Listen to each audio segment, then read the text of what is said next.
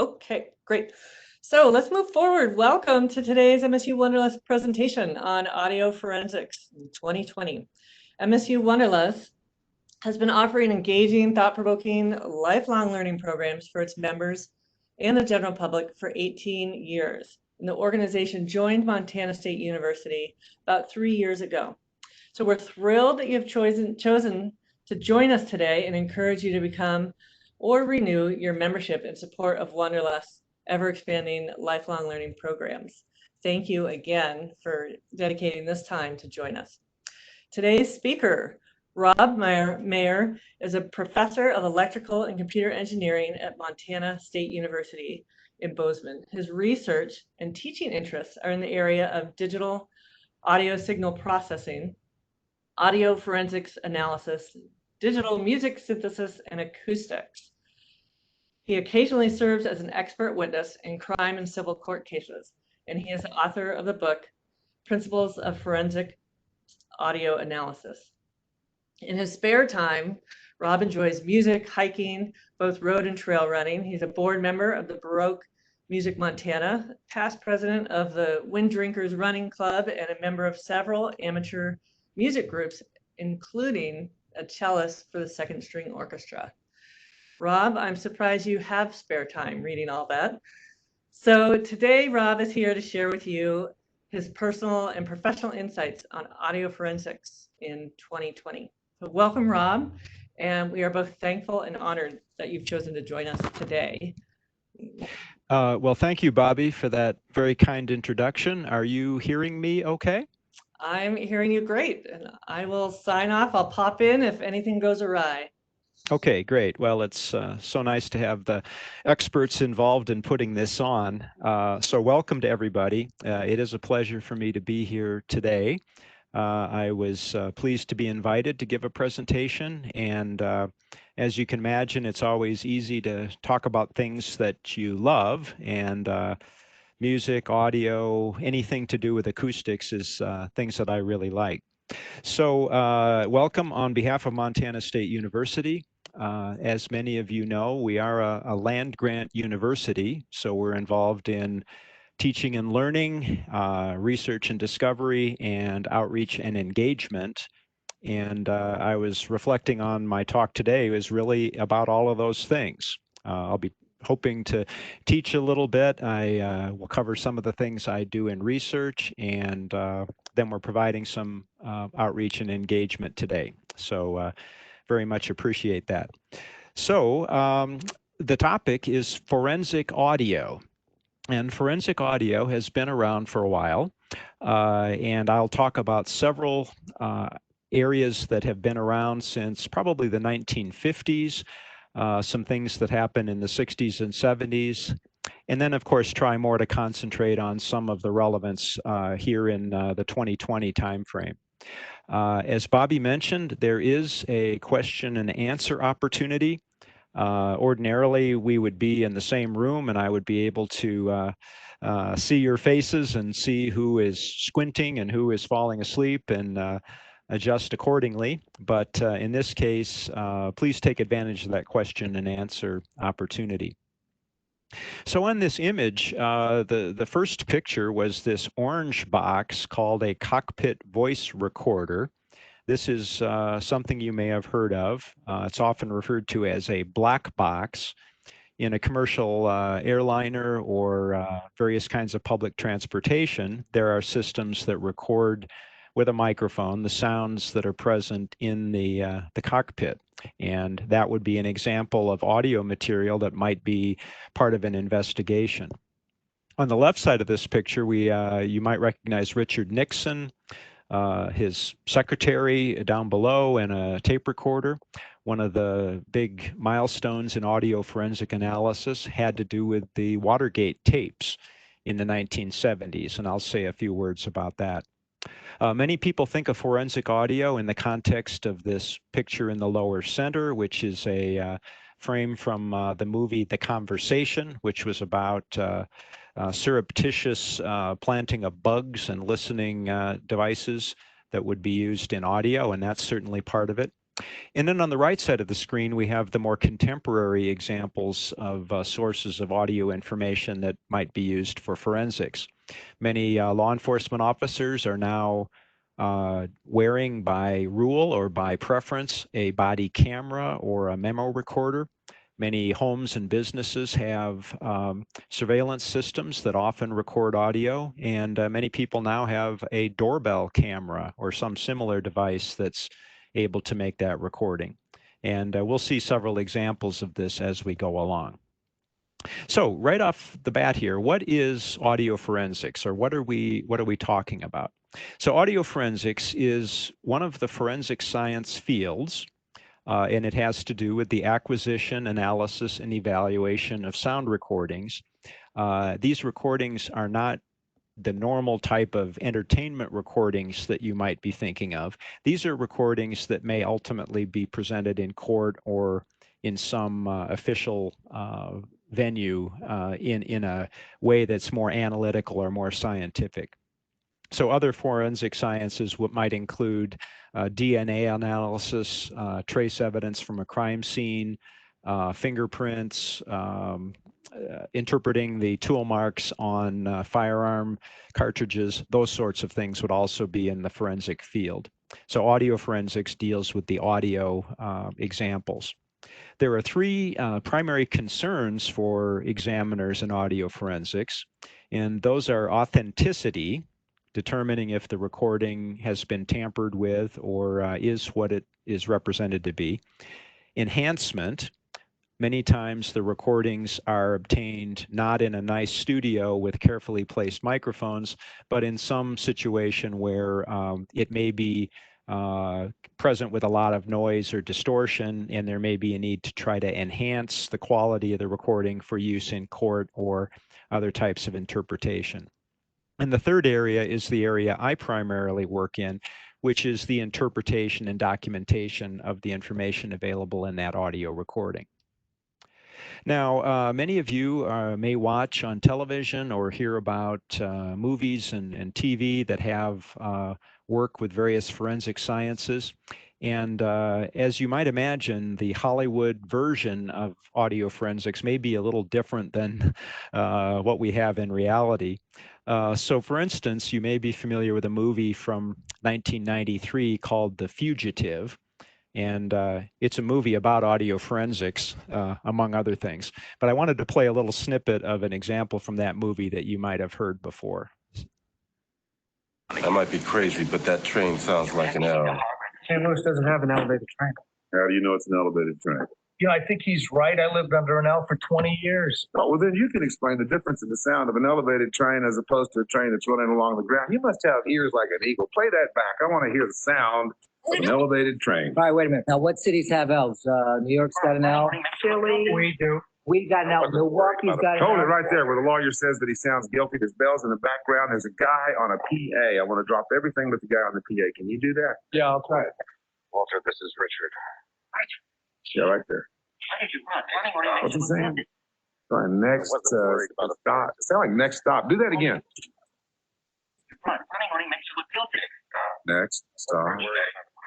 Merchandise mart. Son of a boy came home. That bell is the bell on the Wells Street Bridge. It's 6 blocks away. I knew that was an elevated train. Oh, yeah, big dog. You're never wrong. So the situation was in Chicago, and the investigators were sitting around a conference room and listening to a tape playback, and they were able to pick out this key pieces of information just by quickly listening and rewinding in a period of maybe 15 seconds. Here's an example of a more common audio recording that might be up for forensic analysis. This is also from Chicago. This is a real emergency call center excerpt. 4211, I'm at 39th and 3rd. Right now, I don't see anybody. 10-4. PO, please give us your location again. We're trying to find you. What's your location? All static. Your radio still.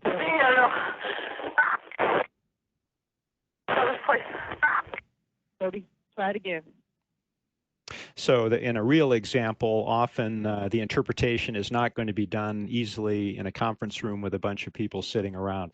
So anyway, for today's presentation, what I would like to do is spend a minute or two talking about the basics of some acoustics and audio principles. And that's important just to have the terminology in mind as we look more specifically at forensics. I'll say a few things about some historical references for audio forensic analysis that are kind of helpful to set the stage. I'll look again at the audio forensic concerns, specifically authenticity, enhancement, and interpretation. At that point, we'll be about a half hour in, and we'll take a break, and I'll be happy to answer some questions at that time or let everybody stretch their legs. Then we'll come back, and I have a set of case study examples that I can talk about. Several of these are examples that you may be aware of, and several of them are cases that I've actually been involved in myself, and I can describe a little bit more about those. I should mention several of those case studies involve recordings from crime scenes, and although I don't think any of the audio is any more disturbing than what might be in a television show or on the news, I just want to mention that those will have some sounds of gunshots and things that many people understandably might find disturbing. So just be aware of that when we get there. And if there's time left, I'll talk a little bit about what the future will hold, and there'll be some more time for questions at that point. So acoustics and audio for audio forensics, I guess the first question is to think about sound and what is sound and how does sound work? So sound is vibration of air particles. So surrounding us are air held against the earth by gravity, and that atmosphere of air particles can be put into motion, and one set of particles might bump against another set and then another set and so forth, which will cause a traveling wave. The important thing to remember about this is when a sound occurs, it's not like wind where the air particles move from the source and those same air particles end up at the receiver. It's much more like if you've been to a football game and people do the wave, which means you gesture with your arms and then the person next to you does the same, and then the wave progresses, but the fans don't move. They just stay in place. And that's how sound works as well. So if a sound wave is moving along and we could zoom in on just the air particles, we would see them just wiggle back and forth in place. And so that's how the sound is conveyed from place to place through the air. A sound wave is longitudinal, and although we often draw graphs that seem to show an up and down aspect to the sound, the motion is actually in and out. So there's no transverse aspect to sound waves, at least that we're going to talk about. So it's a longitudinal wave. One of the interesting factors about sound is how fast that disturbance propagates through the air, and we refer to that as the speed of sound. At room temperature, the speed of sound is about 343 meters per second. So for Americans, that's roughly 1,000 or 1,100 feet per second. So that rule of thumb would be it takes about 5 seconds for sound to travel a mile. So as is customary, if you're out at a picnic and you see a flash of lightning and everybody has to start counting, 1,001, 1,002, if you get to 5 before you hear the thunder, that means the lightning was a mile away. If you only count to 2, that means that the lightning was less than half a mile away. And you may have been in the situation where you see the flash and hear the boom immediately. And of course, that means hopefully you're inside and under cover somewhere. Compared to the speed of sound, which is on the order of 300 meters per second, the speed of light is 300 million meters per second. So it's about 1 million times faster. That's why we can use the visible arrival of the light from the lightning as essentially when it happened, because we're talking about millionths of a second delay typically in those types of examples. So one of the things we can use for the speed of sound is if we have multiple microphones, we might be able to detect which direction the sound is moving and where the sound source might have been. So for instance, if we were trying to locate a gunshot of a poacher near Yellowstone National Park, and we had several microphones, we might be able to localize using multilateration whether that gunshot was inside the park boundary or outside. So those are the sorts of things that we can take advantage of with the speed of sound. The other dimensions of sound that are important are the frequency, and the frequency is how frequently the sound waveform repeats. And for humans, we can hear some very low frequencies, and the unit of frequency is named hertz after the researcher, and hertz is the same as cycles per second. So we have a hearing sensation at very low hertz, and then for young people who haven't started losing their high frequency hearing, maybe up to 20,000 hertz. So here's the middle C on the piano if you're a musician. And that corresponds to 261.6 hertz or cycles per second. If you go to a symphony concert, often the orchestra will tune up, and the standard in the Western world is to tune to 440 hertz, the A above middle C. And so those audible, typical musical frequencies are kind of in the few hundred hertz range is pretty common. The other related aspect to frequency is what we call the wavelength. And the wavelength tells us how far that sound disturbance has traveled before the next cycle starts. So that's the wavelength that it progresses. So since a low frequency means we have relatively infrequent vibrations, we end up with a long wavelength. And if we have high frequencies, the wavelength is short. And the wavelengths that we often worry about for those typical musical sounds are on the order of a meter. So several feet long is typical. And you can kind of judge that if you've seen a pipe organ and you look at the length of the organ pipes, those are a fraction of the wavelength of the sound that's being produced. So we can get an idea of what's being presented. Now, for engineers, the way we usually observe sound is not by looking at the vibration, but we use a way of measuring the air pressure. So a microphone or your eardrum is an example of a way that we measure that air pressure. Now, the normal atmospheric pressure caused by gravity holding the atmosphere down against the Earth is, depending on the elevation that you live, it's around 100,000 Pascal. And Pascal refers to newtons per square meter. So that's a force per area unit. In America, you might convert that to 14.7 PSI, pounds per square inch. So that's the normal atmospheric pressure against our bodies. Now, sound is a very teeny tiny fluctuation in pressure. Even a sound that would be painfully loud for us is only 1 or 2 Pascal, and that's out of this huge atmospheric pressure. So our ear is sensing a very, very small fluctuation. At our threshold of hearing, at the frequencies where we're most sensitive, we are being able to sense micropascal, like 20 micropascal pressure fluctuations that correspond to vibrations that are of subatomic dimensions. So our hearing system can be extremely sensitive under the right circumstances. And the challenge for audio forensics is to have devices, microphones, that are able to measure these very subtle pressure fluctuations reliably.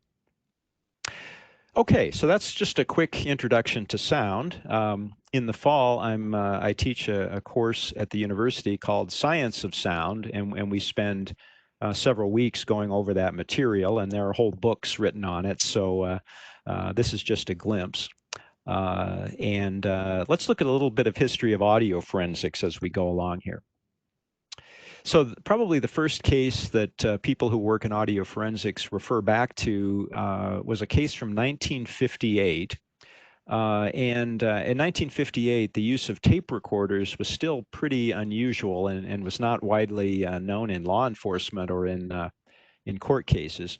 So this individual, McKeever, was charged with racketeering. After he was indicted, he arranged to secretly tape a conversation of himself with one of the targets of his extortion. When the trial came around, the defense of McKeever wanted to try to use this recording to help impeach one of the prosecution witnesses. And the question then was, well, is the evidence of this audio recording, can that be admitted in court? Is this reliable and so forth? So the judge and the analysis and the appeal of this course ended up with what I refer to now as the 7 tenets of audio authenticity. And basically, this is saying the court said that the recording has to be shown to be authentic, that it hasn't been modified, that there's a chain of custody showing that nobody has had the opportunity to tamper with it. If there are talkers, that they're identified and that they weren't bribed or somehow induced to make their conversation. So that was sort of established for the courts how these things work. After that, in the 1960s, the FBI, Federal Bureau of Investigation in the US, and similar organizations around the world came up with some standard procedures for handling audio evidence. In this time frame, virtually all of the evidence was in the form of an audio tape. And for the young people, audio tape you might see in the Smithsonian or something like that. But anyway, it was the way in which mechanically the recording was obtained. So the examiners would do critical listening. They would look at the spectrum, which we'll talk about in a minute. They figured out some ways to try to enhance it, and then they came up with some standard ways of reporting this for use in court. As I mentioned, in the 1970s, there was a big step in audio forensic analysis that had to do with the Watergate tapes. So the context here was that on June 17th, 1972, there was a break-in at the Democratic National Committee office in the Watergate complex in Washington, and that gave rise to the use of this term Watergate. There were various investigations we don't have time to go into, but the interesting thing was a little over a year later, it became known that President Nixon had installed audio taping systems in the White House and even at Camp David. And so conversations that he had with advisors were recorded. And after quite a few legal questions about it, those tapes were eventually released. Now, there was a particular tape that was made on June 20th, just a few days after the break-in, made in the executive office building. I believe it was a conversation of the president and his chief of staff, and it was found to have an 18.5-minute gap in the recording. The question was that gap, was that original or did somebody put that in there? So the forensic aspect of this is the court put together a panel to study these tapes to see if anything could be recovered from that gap. And ultimately, the various techniques were used, but the panel used magnetic development, which means looking with a ferrofluid at the tape itself, and they were able to determine in their report that the tape had a set of separate erasures, or running the tape again through a recorder and erasing the material that overlapped, and they even figured out which tape recorder in the White House had done that erasure, which was not the same recorder that had made the tape. So no one really knows who did that erasure, but the forensic evidence showed that it was something that had happened afterwards. Another aspect that's still quite important is this idea of a voice print. You may have heard this used before. The idea would be that you could take a recording and then determine uniquely who the talker was in the recording. And the theory is based on the fact that each of us is slightly different in the size of our articulators and our tongue and mouth and so forth. This is a very appealing concept, but it's been found to be unreliable. So even a single talker trying to repeat the same utterance several times in a row have distinguishable differences, even when trying to speak in the same manner.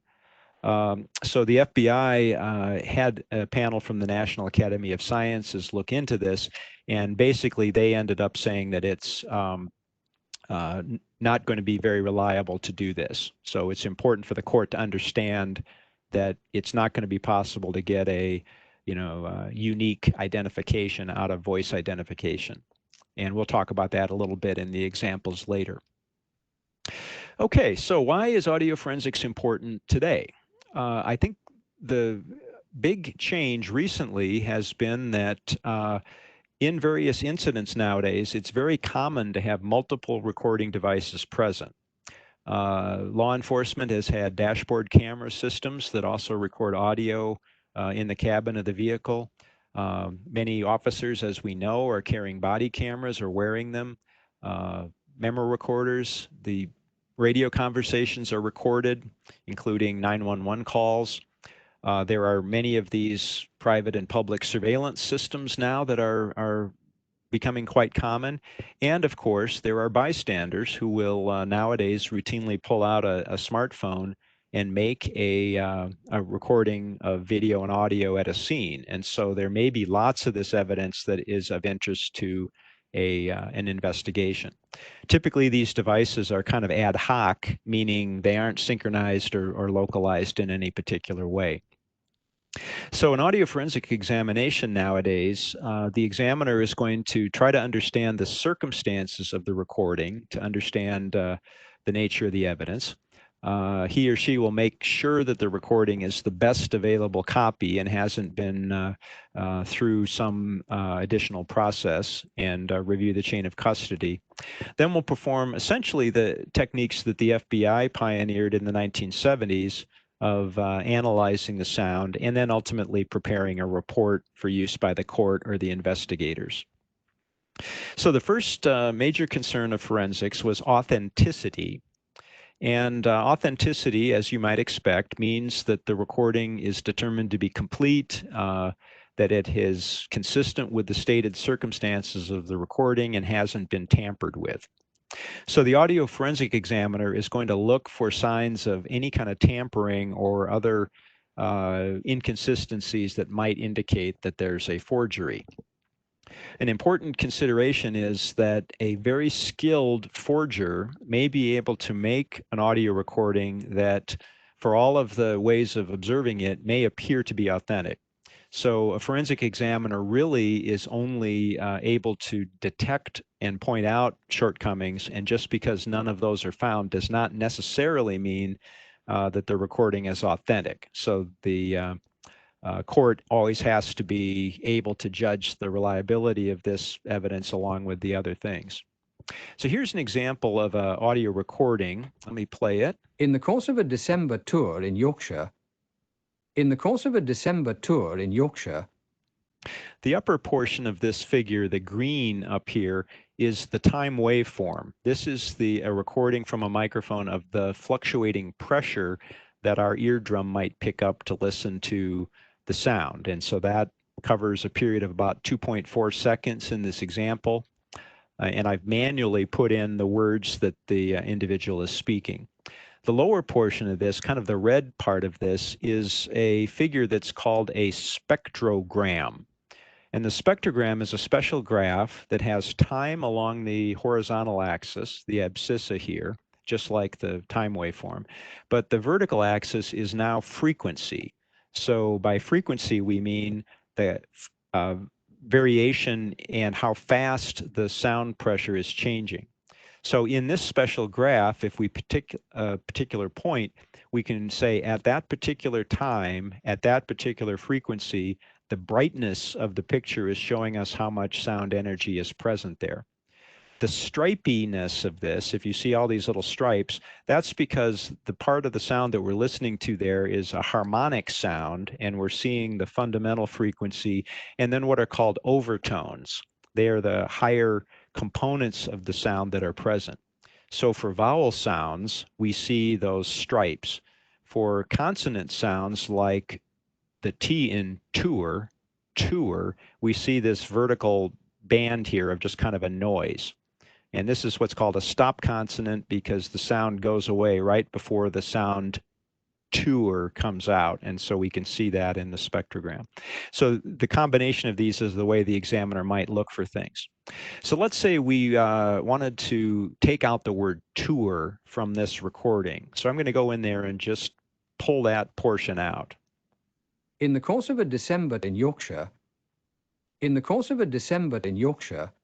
So the original was, in the course of a December tour in Yorkshire, and we're editing out that portion. in the course of a December in Yorkshire, So the question would be, could we, if this is all we were presented with, determine that there might be some tampering or editing of this file?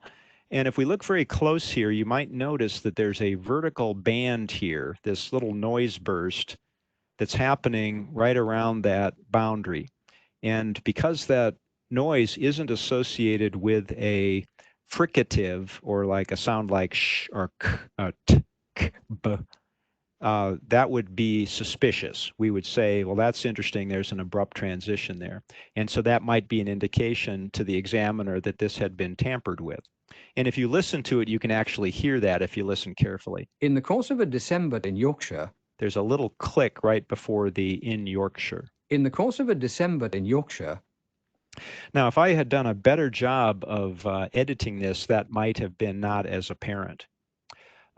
This is another spectrogram of another example where there's been an insertion, and the way the examiner might notice it is that they would see this kind of staticky looking thing as this noise in the background, and there's a change that occurs right where I've indicated in the arrows.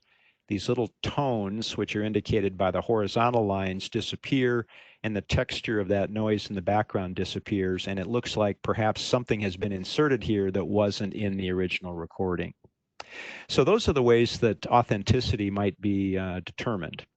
Another thing that we would look at is what's called metadata, which is the additional information about the recording, the date, what type of device made the recording, and things like that. And so that would also be looked at to make sure it's consistent. Now, the second consideration for the forensic examiner is intelligibility. Here's a recording of me saying several rhyming words: mat, hat, sat, fat, bat, cat, pat, rat, vat. So these words are one syllable. The at portion of them is essentially the same on all of the words.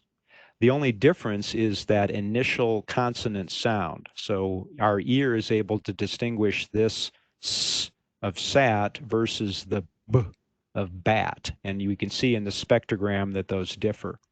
Now, if this recording had been made in a noisy situation, I'm going to try to play this, and I think WebEx is going to outsmart me here and think it should remove the noise, but let's see if we can hear any of it. Mat, hat. So let me continue. Fat, bat.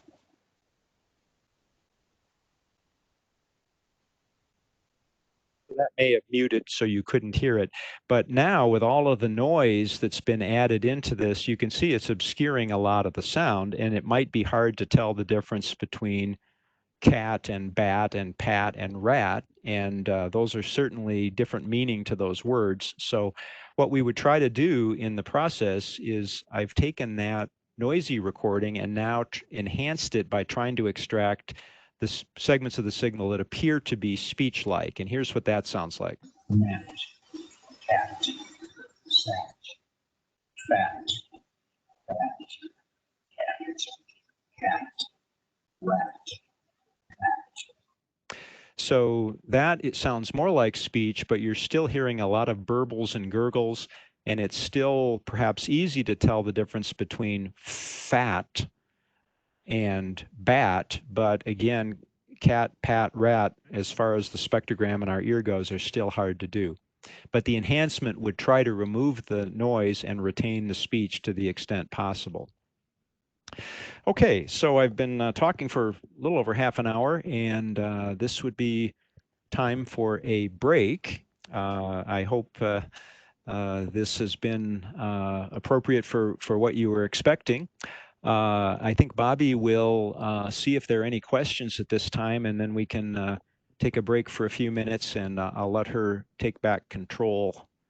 And after the break, then we can continue with some case study examples. Great. Rob, there is one question here that's interesting as well. How common is the type of tampering as you illustrated in the spectrogram? So how common is that? So the sort of thing that would, I guess I would consider common would be more amateur kind of tampering. So somebody might have a recording that they had made, perhaps of a neighbor threatening them, or a coworker saying something that that they didn't like, and they may have made this recording and then manually edited it so they cut out the beginning and the end, and they just have a little segment. So that type of tampering is pretty common. The recommendation for those cases and for anybody doing surveillance recording is to never start and stop the recorder. It's to let it run, and that way there isn't a question about whether some part of the recording was edited out to be convenient or to cover something, because it's all present there. In the old days with tape, that was a problem.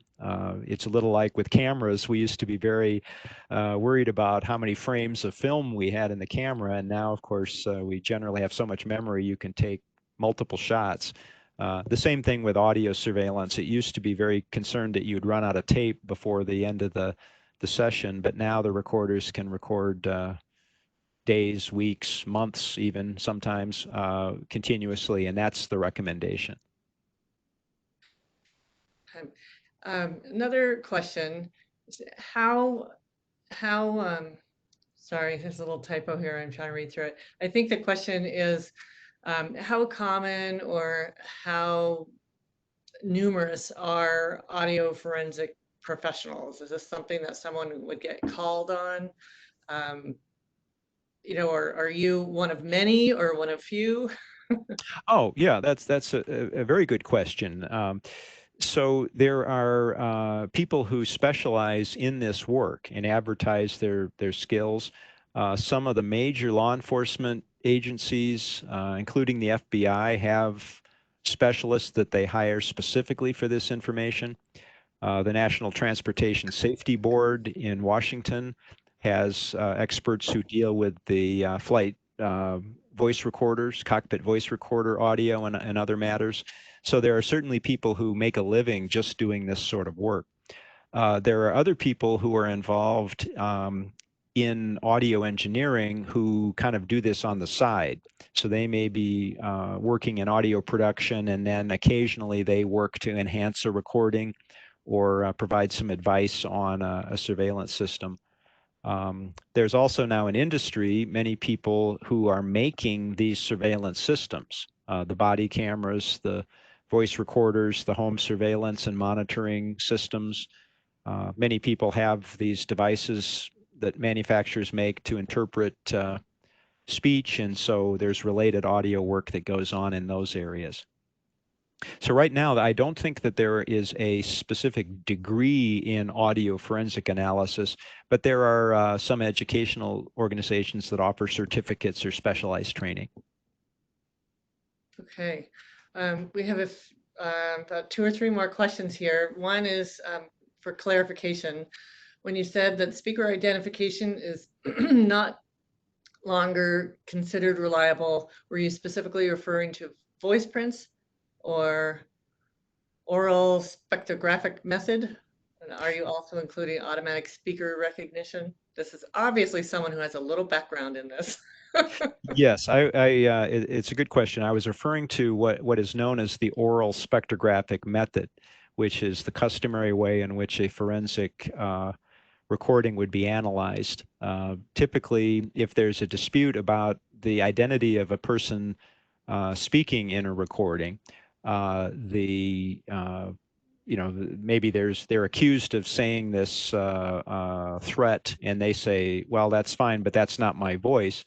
what will often happen, and I'll give an example later, is you'd ask that individual to record themselves or come in and be recorded saying the same words with the same vocal effort, and then there would be a comparison, generally a subjective comparison with the original. So that's what I was referring to. Now, there's certainly other work going on these days, which is to try to do voice authentication for access. There's certainly speaker or speech recognition that we're all familiar with. Many of our smartphones, if you have an Apple phone, has Siri that understands in a certain sense what a person is saying. Trying to use such systems for reliable access to exclude an impersonator or to allow reliable access, that's still not a solved problem. And I frankly don't think it will be solved because of the differences I mentioned. Okay. And that might tie into, Rob, one of these other questions here. How has a digital changed interpretation or authentication? The authentication task has become very difficult in the digital age. In the analog age, like I mentioned with the Watergate tapes, it was possible to examine the physical tape and its characteristics. In the digital age, we are dealing with digital information, which is essentially a big bag of numbers. And the contents of those numbers make it possible for a skilled forger to create a version of that recording or a version of that information that it would appear to be authentic, meaning that there's nothing about it that's inconsistent. So it's become a big problem. And as I mentioned, I think the difficulty in certainty about authenticity will continue to be a challenge in this area. People may have heard of this term deep fakes. They may have seen a video that the speaker's speech has been synthesized to say things that they didn't actually say. And that's getting good enough now that I think it's difficult to clearly identify that that's inauthentic. And my guess is that that'll be the kind of things that we're going to be dealing with into the future. So, Rob, you have referred to a few times about civilian involvement. So I'm just going to fire off these two questions here, and then we can move forward. The one question is recording legal for civilians to do, or is it reserved for law enforcement? And then tying into that, do the police body cameras have audio? So the legal question about whether an individual is allowed to make a recording. So clearly, I'm not an attorney. I'm not a law enforcement officer. And so the legality of a civilian making a recording of a phone call or kind of an eavesdropping sort of thing varies from state to state. Some states allow it, some don't. And before I would say anything about it, I would say we would need to have an attorney who's able to talk about that more specifically. So if you're contemplating making a recording that you're going to use, my suggestion clearly would be to get some legal advice before you try to do that. What was the second part of the question, Bob? So somewhat related to that, there's a general inquiry. Do all police body cameras have audio or usually have audio? Yes, generally the body camera devices do record audio along with the video. The more sensational cases nowadays, of course, are dealing with the video, but the audio has importance in many cases, and I'll give some examples of that because things can happen out of the frame of view of the camera that may give information about the timing, about who was present, which thing happened first, and so forth. So generally, they do record sound as well as the video. Okay, great. And Rob, this might be a back pocket question for at the end if we have time. Sort of bigger picture. If you have comments on hearing loss and hearing aids, might be appropriate for some of our member demographics, but we can, if that's something you can touch on or have insight on at the end, that would be helpful. Sure. That I'd be delighted to talk about that. It may be sort of maybe a separate Wonderlust talk some other time. Right. But if at the end we have that, if you could remind me, I'll certainly, I think I might have a slide that would might help with that discussion. Okay, great. Well, let's march forward. This is fascinating. We appreciate your information. Okay, so my clock says it's 10 of, and if I try to wrap up my remarks at quarter after, is that okay? I think it would be great. Thank you. Okay, and then certainly I'm not going anywhere, so we can have some more questions then. That would be fun. Okay, great. Thanks, Rob. All right, so in this part, I wanted to give some examples of case studies of things that that occurred. This is an example of the use of a cockpit voice recorder. Some of you may recall from 2015 that there was an passenger aircraft accident, this Germanwings Flight 9525 that crashed into a mountain in an unexplained, apparently controlled crash, meaning it didn't appear that there was any defect in the aircraft. No mayday was sent. The pilots didn't communicate with air traffic control about any kind of problem. The air traffic control noticed the flight at altitude suddenly begin a relatively rapid descent that lasted 10 minutes, and the aircraft crashed into the mountain, and everyone on board was killed. So there was no, witness who could explain what happened. So this obviously is, like any air accident, a real tragedy and very disturbing in many ways. And the flight data recorder, which is the device in the aircraft that's recording all the flight control settings, where all the switches are, what the throttle setting is, what are the flaps, all of those things that are recorded in a modern airplane, simply showed that the plane reached the cruising altitude.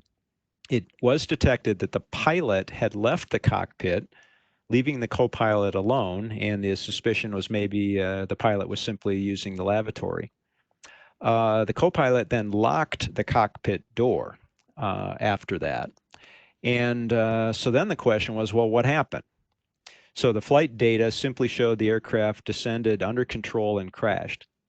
Now, in addition to the flight data recorder, passenger aircraft have a cockpit voice recorder. And the cockpit voice recorder has several audio channels, including the microphone of the pilot, the microphone of the co-pilot, and a cockpit area microphone, which is a microphone that's installed in the ceiling, typically, of the cockpit. Many of these also have a fourth channel that would be perhaps the announcements over the PA by the flight attendant or something like that. But at least there are three common channels in the cockpit voice recorder. After the accident, here's a photograph of the CVR, the cockpit voice recorder for the Germanwings flight that was recovered. And obviously it was a very violent crash. This kind of roundish portion is where the electronics storing the recording are actually located. When that cockpit voice recorder was analyzed by the audio forensic examiners, they heard the sound and heard the announcement of the pilot leaving the cockpit. The co-pilot was known to have locked the cabin, and there's the sound of the pilot attempting to communicate with the co-pilot. Eventually, there's more frantic sounds of pounding on the door, yelling, and so forth, and a lot of very disturbing information, sounds of passengers in distress.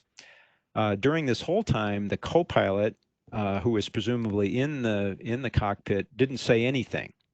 But the microphone in front of the co-pilot was able to pick up his regular breathing sounds, and so it didn't appear that he had passed out or something. So ultimately, the conclusion was that the co-pilot had decided to die by suicide and took the other passengers and crew with him, sadly. So The flight data recorder and other evidence would not have addressed this case, but having the cockpit voice recorder and the audio forensics provided a conclusion that explained what had happened there. And that's just one example of this type of thing. Here's another forensic case example. This is a case I was actually involved in after the fact, analyzing the recording. There was a distraught individual who was waving a knife.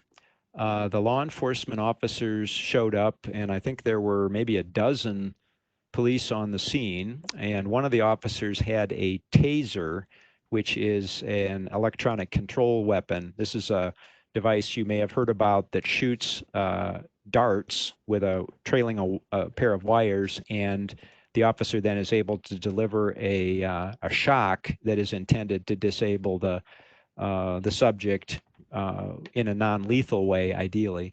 And so that taser had a camera, and this is a frame that we're seeing here of a picture of from that camera.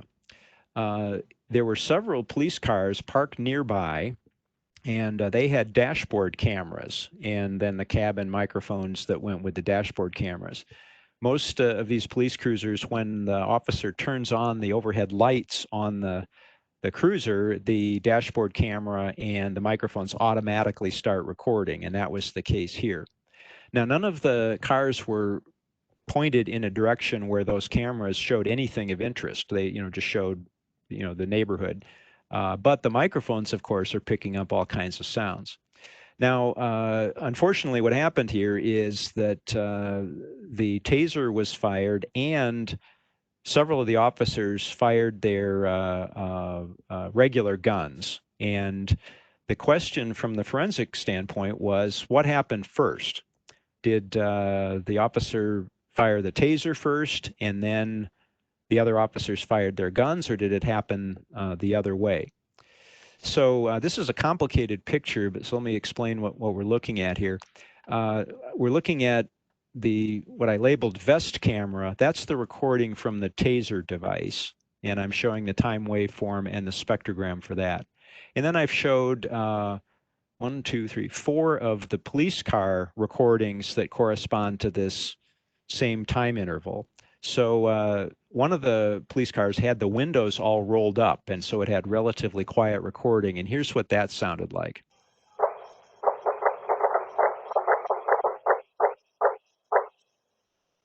So those little bursts that you hear are the sounds of gunfire.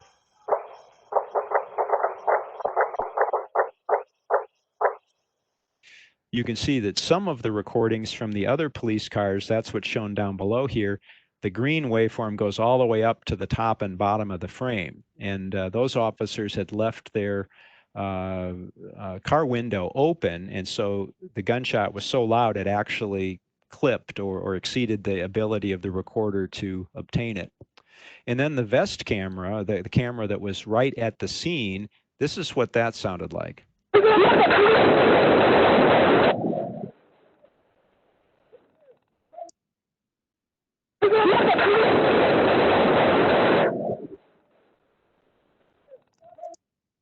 So a very confusing mishmash of sounds and people shouting and things like that. If you listen carefully, at the end of that, you might have noticed what sounds like a kind of a rattling sound. Let me play that once more.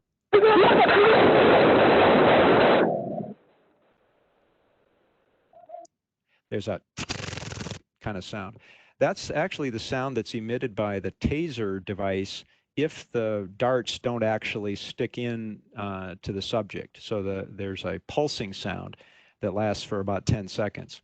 So the question was, in this recording, is there any way to determine whether the taser was deployed first or the first gunshot occurred? And the problem with the taser recording is that everything was so loud, it's not possible to pick up the initial sound of the deployment of the taser device. And instead, what I had to do is go to the end and find where the last pulse occurred from the taser and back up 10 seconds and then presume that's where the taser deployment has, and then compare that to the gunshot.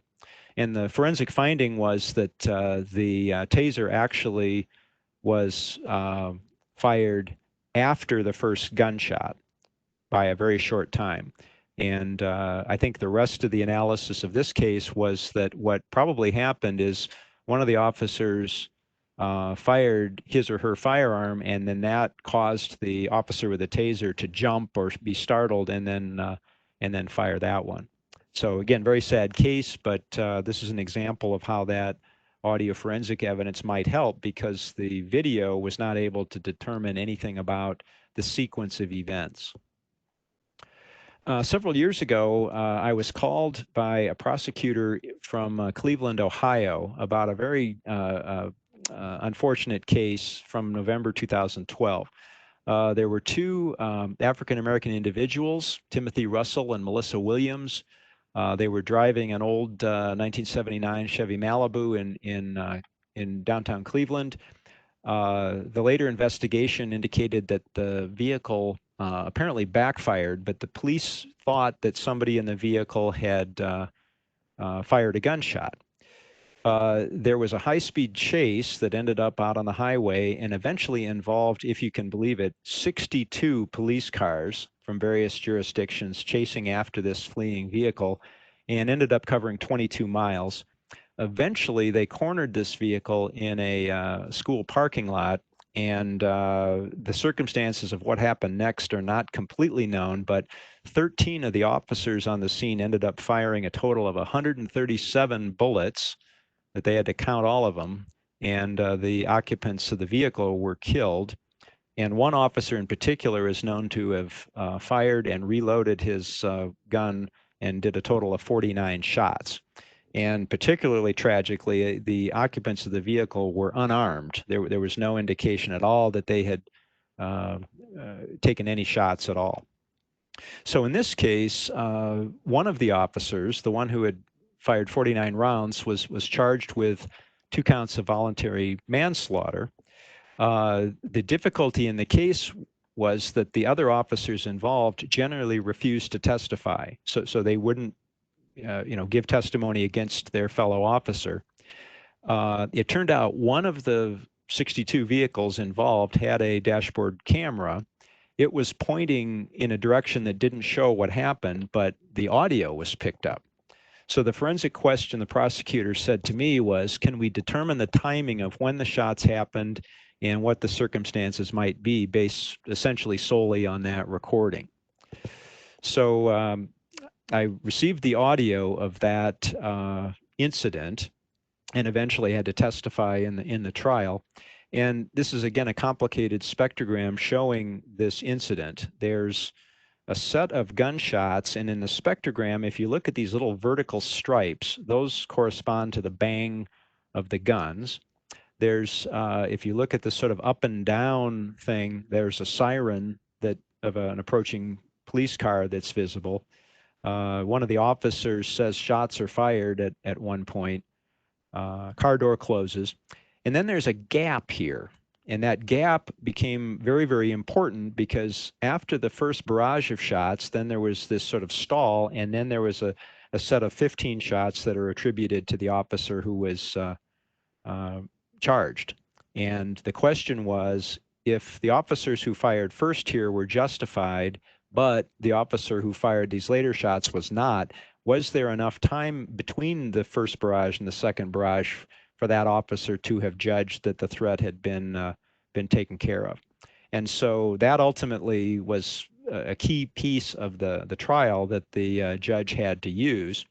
And this was from the Cleveland newspaper at that time, and I'm always interested in this comment that audio experts testified for hours about 18 seconds of an audio recording. So this was again, a key piece of the testimony that had me on the stand for almost a day talking about the timing. And then they had other experts who knew about police training and police methods that could comment on the time intervals involved. But ultimately, it was the timing that was obtained from that recording. I'm going to try to play this recording, and I don't know what WebEx will do, but here's this little snippet of the recording. Whoops, excuse me.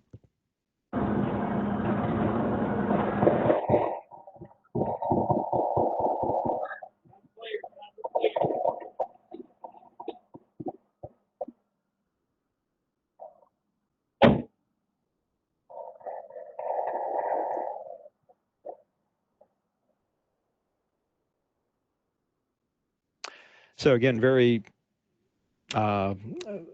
disconcerting case. The evidence was that the officer who was charged was actually standing on the hood of this vehicle, firing through the windshield for those last few shots. So it's not a very good situation. Now, I can tell you the officer was ultimately acquitted based on the determination that there had not been enough time here in this 3 or 4 seconds between the barrages for that officer to have suddenly determined that there was no threat any longer. So interesting case. Another set of cases that are related to this question about talker identification. These were not legal cases. These were cases that were brought to me by journalists. So the New York Times had an example where they had a reporter who was talking to an individual in the Middle East who claimed that he had been the narrator of some very nasty ISIS videos. And the reporter had obtained various information about this individual and where he had been, and showed that it was possible that he did this. But they wanted to see if there was a way to take the speech of this individual that they were interviewing and compare it to these recordings that were found in the ISIS videos. And so the technique there was to try to find examples of the speech in those recordings that would match up, or that would be able to be compared. And so in general, because this is a subjective comparison, there's not going to be 100% certainty, but this could contribute to other information that might allow the investigator to know what's going on. So here's an example, a short segment of this, where what I did is found a particular utterance, a particular phrase that was present in the recordings of the videos, and also that the person that they that ended up in prison that they captured said. So here's what that sounds like. The Islamic State. The Islamic State. The Islamic State. The Islamic State. The Islamic State. The Islamic State. The Islamic State. The Islamic State. The Islamic State. The Islamic State. The Islamic State. The Islamic State. So there are 4 utterances there of the individual saying the Islamic State. And the question then was, out of those, is it likely that the same person said all of those things?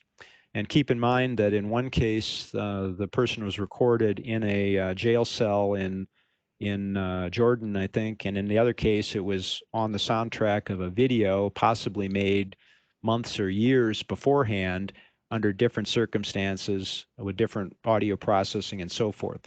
So my conclusion in this case, based on this and several other similar examples, was it was more likely than not that the individual was who he claimed to be and had actually narrated these videos. But I think, as you can tell here, there's not going to be a way to give 100% certainty in that determination under that. There was one other similar, well, not similar, but a case involving voice identification that took place in St. Louis earlier this year. There was an individual who was on the airport privatization board who was well known in the community. And the St. Louis public radio station had a call-in show where an individual called in claiming to be just a local citizen, but there was a suspicion based on this individual's voice that it was actually this executive director calling under false pretenses. And so here's some examples of the voice comparison for this particular case. Process, process, process, process, process, process, process, process, process, process, process, process, process. Due diligence, due diligence, due diligence, due diligence. Premature, premature. Position, position, position, position. So the question then was, one of those examples is from a known recording of the individual, and other examples are from the individual saying position, premature, due diligence, or process in this call-in purporting to be just a regular citizen. And again, my conclusion in this was it was more likely than not that it was the same individual. The radio station eventually confronted the individual with this description, and although I don't think he actually admitted it, it was clear that it was him, and he was eventually fired and so forth. So it was an indication of the way in which this would be used. One last case I can mention, and then we can take some questions, was a case that I was called on in Cincinnati, Ohio, where there was an exchange of gunfire in a street during the day. There were various witnesses around. One of the individuals in this exchange of gunfire ended up dying. The survivor said that he fired in self-defense, and so the individual who died, was trying to shoot him, so that it was justified based on that self-defense situation. Now, the witnesses nearby saw and heard what was going on, but they were not able to confirm who shot first. In these situations, most of us are not trained to be super duper observers. Something unexpected just happens. And so, again, there was no certainty about what happened in that case. Now, it turned out down the street from this incident, there was a private residence that had a surveillance system. There were 4 cameras pointing different directions from the house and microphones. So there were 4 recordings of this incident from down the street. And again, the cameras weren't pointing in a direction that indicated what happened, but the sound was available. And clearly the forensic question here was, can we determine who shot first under these circumstances? Here's the recording from the first part of that recording.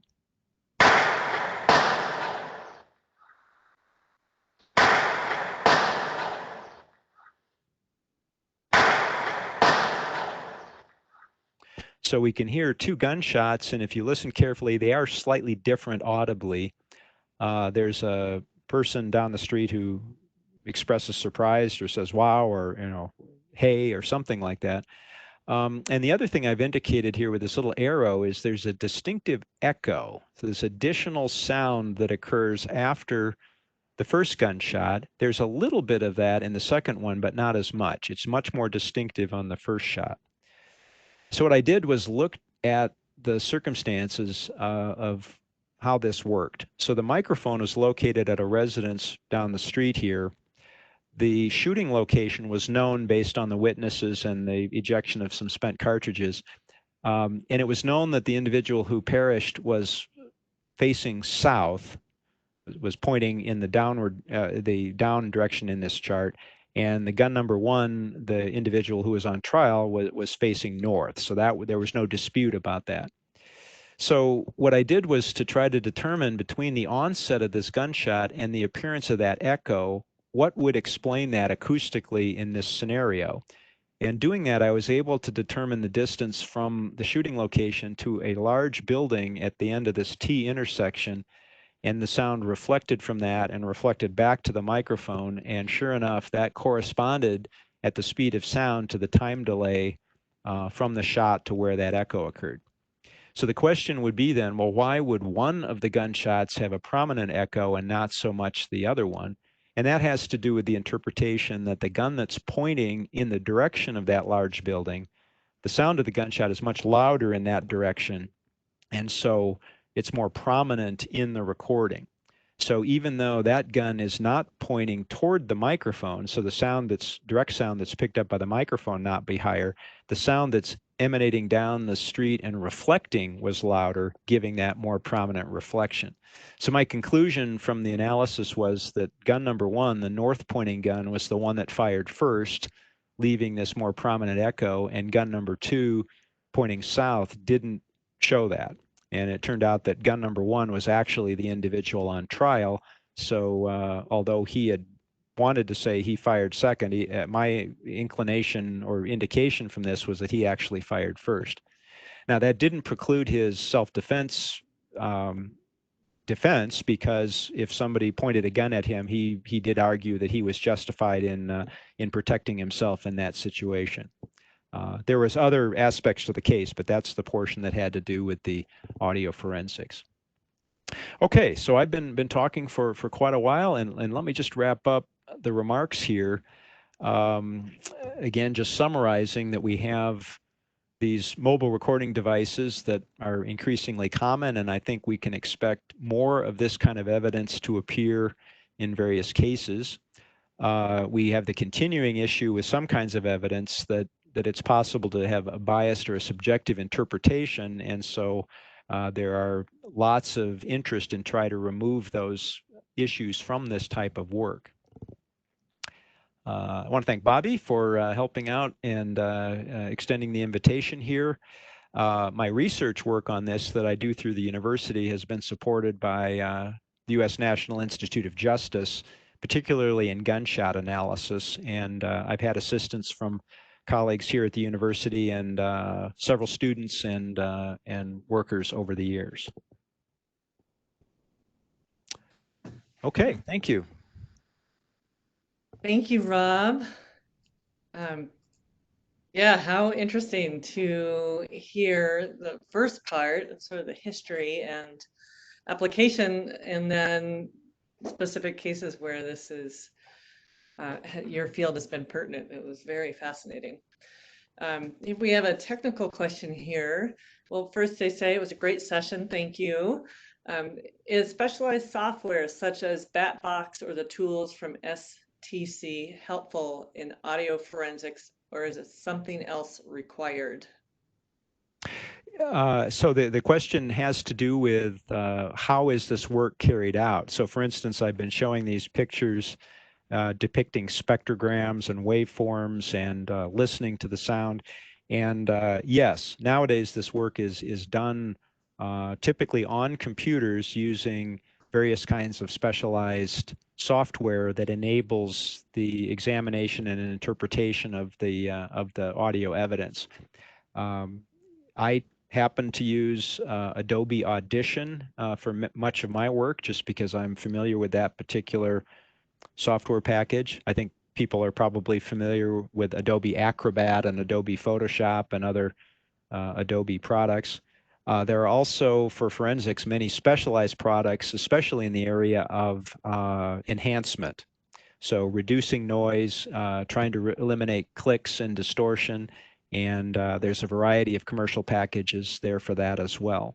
And then in my university job, part of the work that I do is research, and so I develop a lot of my own software and techniques to evaluate the performance that way also. Okay. Is there a way to determine the difference between a real gunshot recorded versus a sound effect? Yes, in many cases. I think many of us for gunshots think we know what a gun sounds like. And a lot of our assumption about what a gunshot sounds like is based on what we've heard in movies and on TV and in video games. And usually the gunshots that we hear in that case are highly reverberant, meaning they are things like and they echo and last for a long time, and they're very dramatic.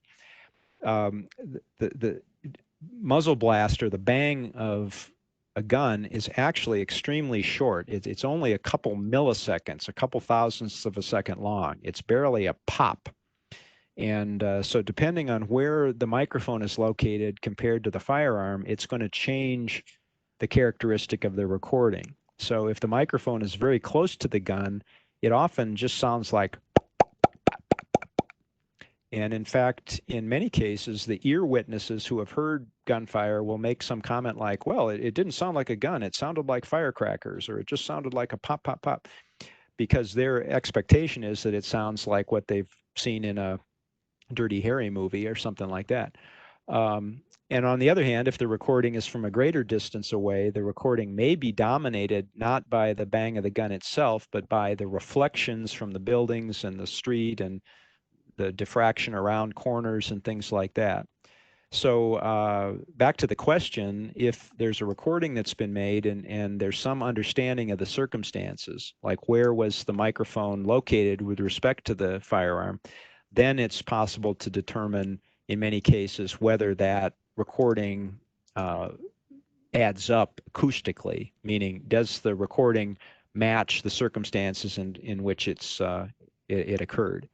And if what's happened is somebody has simply spliced in a sound effects recording of a gun that doesn't match the acoustical echoes and surroundings, then that's often can be determined.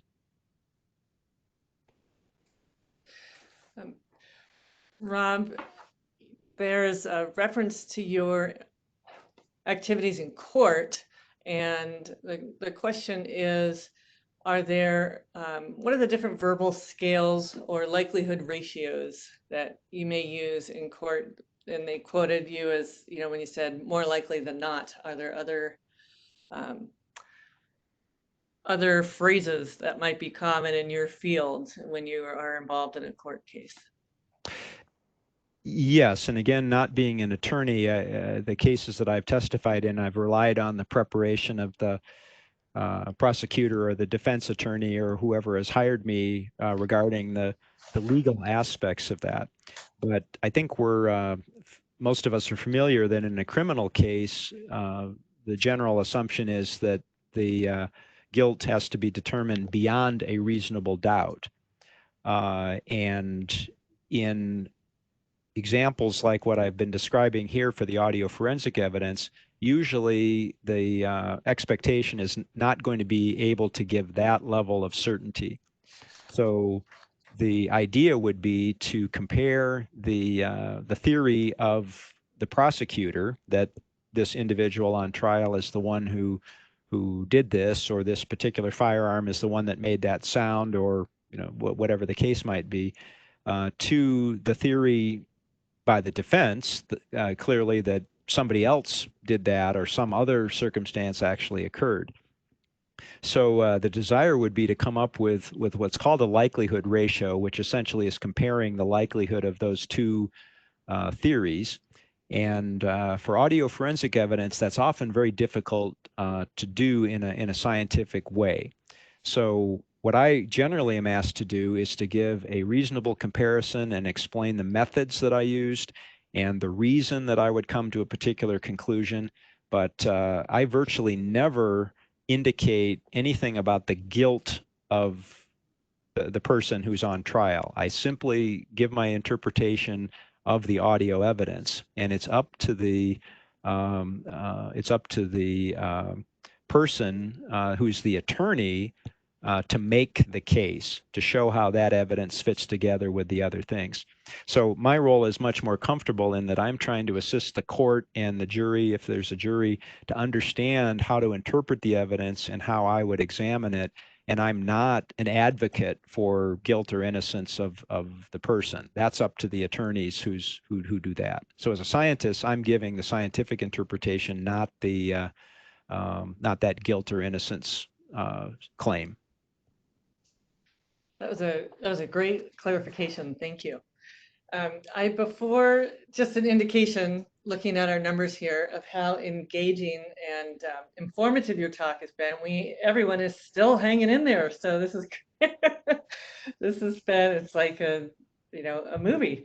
Yes, so I did want to circle back about that question. Thank you.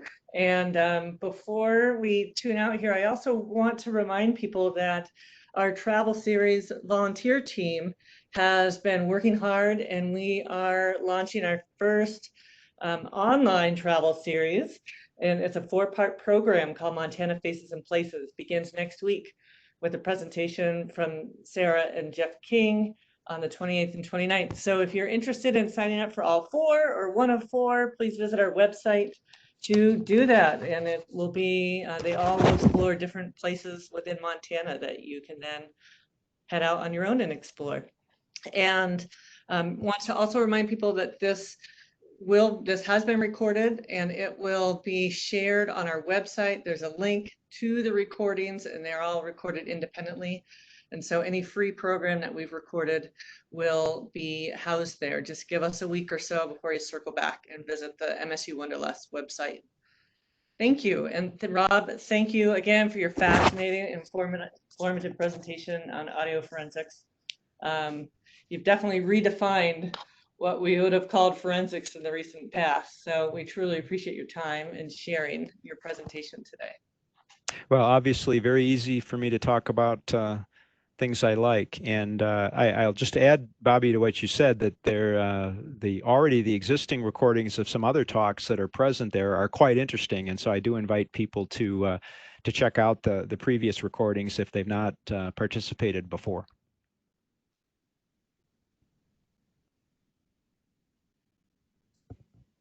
I'll let you jump into our hearing loss, hearing aid question. I know this is a very frequent conversation within Wonderlust for our presenters and our audience. And yeah, so we look forward to hearing your insights here.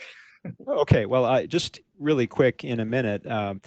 My training and background is in electrical engineering and digital signal processing. And so the anatomy and physiology of the human hearing system is not an area in which I'm particularly knowledgeable. I'm not an audiologist, but I do teach about this, and I'm quite fascinated about all of it. And it is relevant when we're talking about audio forensics and what might have been audible in a certain circumstance if we're dealing with ear witness testimony. So what I've got here is just a quick sketch of a simplified version of the human anatomy of one side of the head. And of course, this is duplicated on the left side of the individual's head as well. So the outer ear, the pinna, is the portion of the ear that hangs on the side of the head. For human beings, generally it doesn't move very much. It's mostly useful for hanging earrings on and things like that. But it does have a very acoustical effect. You're probably familiar with animals like a cat or a deer or other animals that have movable pinna that they actually turn to gather the sound preferentially in a certain direction. And then the ear canal is just the air-filled tube that's exposed to the outside ear. And at the end of the ear canal, down inside the head an inch or so, is the eardrum, which completely seals off the ear canal. It's an airtight seal. On the other side of the eardrum is the middle ear, and there's an air-filled cavity, which has air pressure essentially equivalent to the air pressure outside the head. And so the eardrum is facing the air outside the head as well as this trapped air in the middle ear. And if the air pressure outside the head gets a little higher than what's in there, the eardrum is forced inward. It's got a force on it due to that pressure difference. And if the pressure in the ear canal is lower than the trapped air, then the eardrum is forced out. So if we have a sound, we're having a fluctuating air pressure in the ear canal, and that causes the eardrum to move very subtly in and out in response to that pressure difference.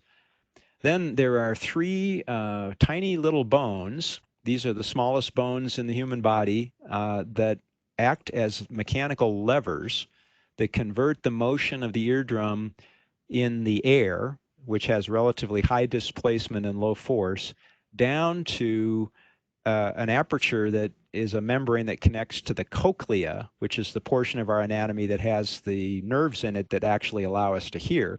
And it's filled with cerebrospinal fluid or liquid.